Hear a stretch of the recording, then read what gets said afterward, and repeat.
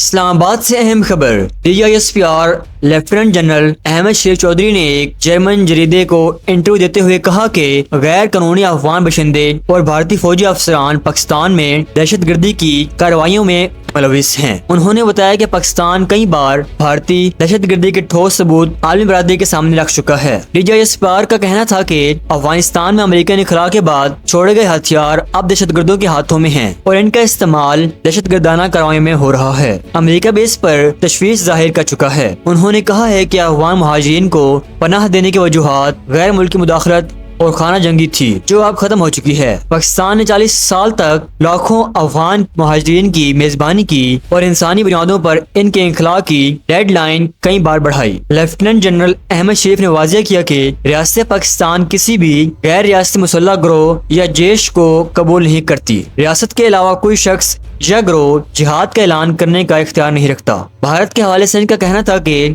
بھارت میں پرتشدد واقعات انتہا پسند پالیسیوں کا نتیجہ ہیں۔ بھارت اپنے اندرونی مسائل کو بیرونی رنگ دے کر پیش کرتا ہے۔ انہوں نے مزید کہا کہ پاکستان اپنے بردر ملک چین کے ساتھ تعمیری اور اسٹریٹجک تعلقات رکھتا ہے۔